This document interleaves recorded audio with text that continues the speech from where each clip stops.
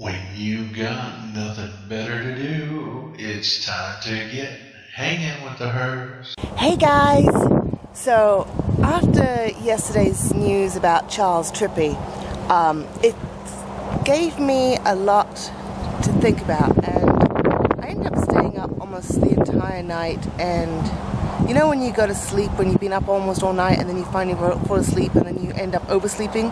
Yeah, that kind of what happened to me. But you know what? It's okay, because I had a lot of stuff that was going through my mind, and yeah, it stemmed from Charles and the diagnosis and everything, and just thinking about life and starting to reflect. And about 4 o'clock in the morning, I was just thinking, and I just came to this realization, and it's kind of weird.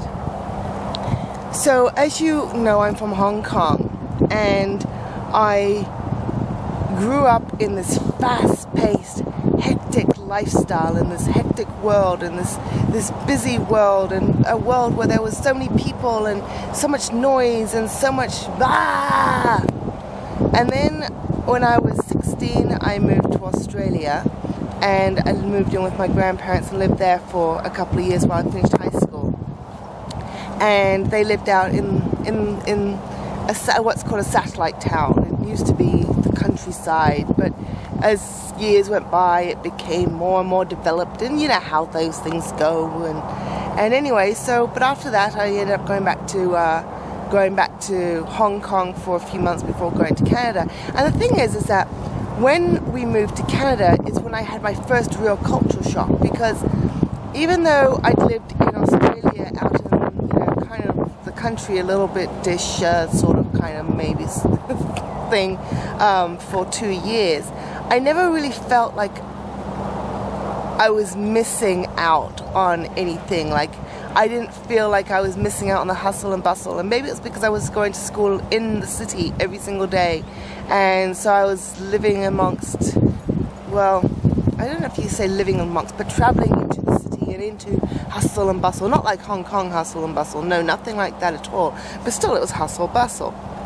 So maybe I didn't feel that way as like when I went to Canada, and we moved from when we first moved there, we actually stayed in downtown, which was kind of quiet at night, which is kind of strange for a world city and a capital city at that. But then we moved out to a suburb, and everything was sort of lights out at 8 o'clock, and we were the only house that would still be illuminated late and have our TV going on late, because we're from Hong Kong, and Hong Kong we kind of stay up late. That's sort of just how it is. And then from there, and so I kind of moved in different places around there, and then I came down here to Arizona, and I remember where we were living at the time when I first came down here. It was a Saturday afternoon, and we'd done stuff during the day, and we had a nap. And we woke up, it was about 7:30ish or so when we got up, and so we decided we were going to go out for dinner.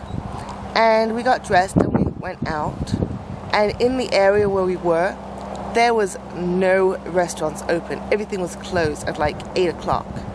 And I got so depressed, and I was like, where the heck have I come to? This is not acceptable in this day and age, that things are closing at 8 o'clock. And the Hong Kong cosmopolitan, metropolitan, rush, everything's open till late lifestyle came flooding back, and that was 10.5 years after living in Canada. So where that came from, I don't know, and I've always held on to that sort of rush mentality and lifestyle, that everything, I don't know, it's just sort of, it's a mentality that you have, that you just, it's inbred, inborn, I don't know, you sort of raised with it, it's inherent when you come from Hong Kong. So then, 6 months ago, we get an RV and we move out here to the desert.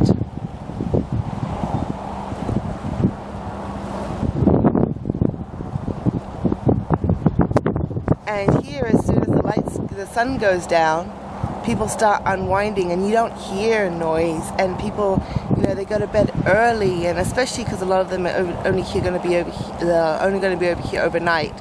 and so they're up early in the morning to travel to the next destination. But things are very quiet, and we don't even have street lamps. And in fact, the only street lamps are just a little bit up the freeway at the exit over there. And it's so quiet, and we're really in the middle of nowhere, and we're so far, well, not so far, but we're far enough away from the nearest city, as it was. And I absolutely love it. I feel like every part of my day is this meditative, peaceful state.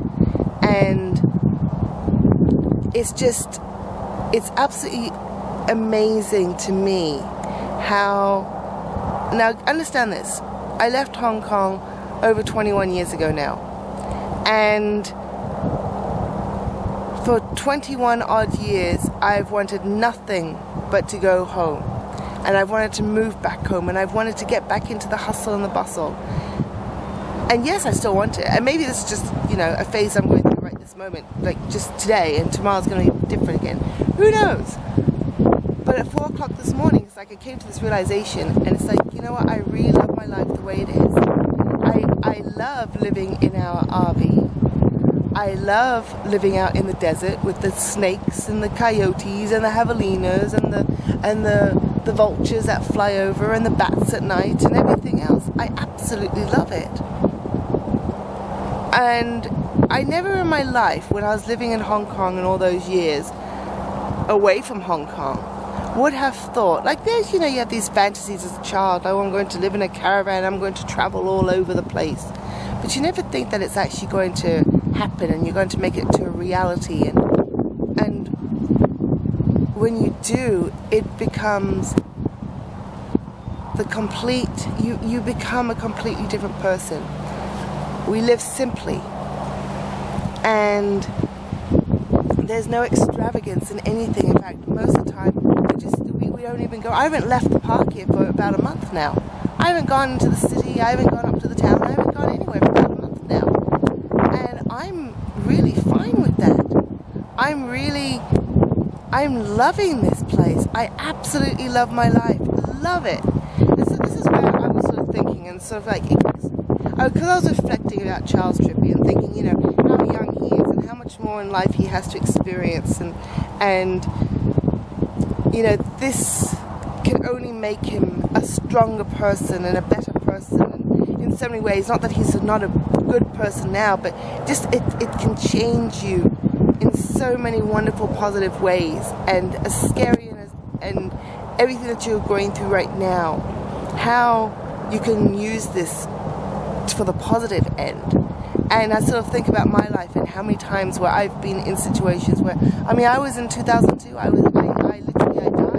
I had a near-death experience. I was in a coma and life support, and I was dying. I won't get into too much of the details with that. I've spoken a little bit about it on previous videos, but how that changed my life. How I became someone who didn't fear anything. I didn't have a concern. And when I say didn't fear anything, I'm not talking about like the snakes and the coyotes and the javelinas and such. That didn't come until recently. That didn't come until after we moved out here.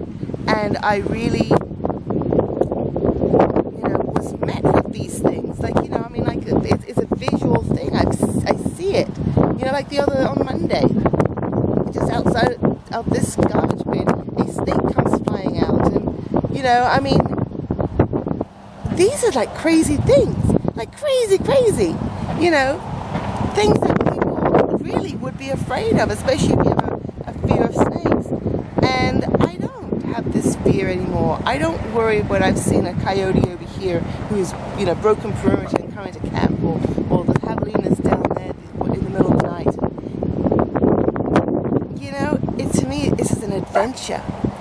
And this is where I really came down to thinking, it's like, life, well, I've said so many times, life is an adventure. And life truly is an adventure. And with adventure, you come to times where you might be faced with danger.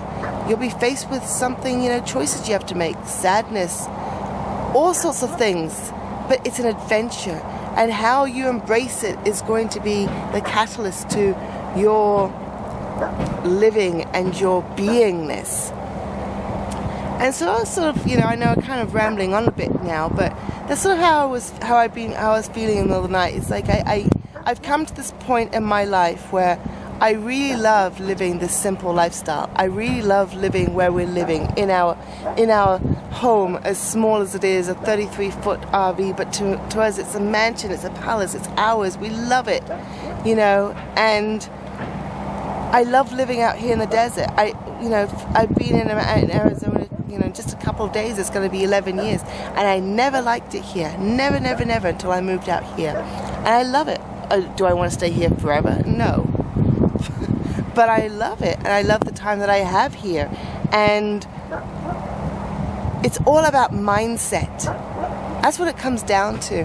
And I realize every part of my day now is this meditative piece, this incredible moment of just being and being in the present, and not worrying about this or that or whatever, because whatever is, and we just live and deal as we're going through our day and as we're met with new experiences. And so I guess that's sort of my message for the day. It's kind of another deep day type thing, and I don't have any funny footage to put in here today, so it's just going to be a deep one-taker today.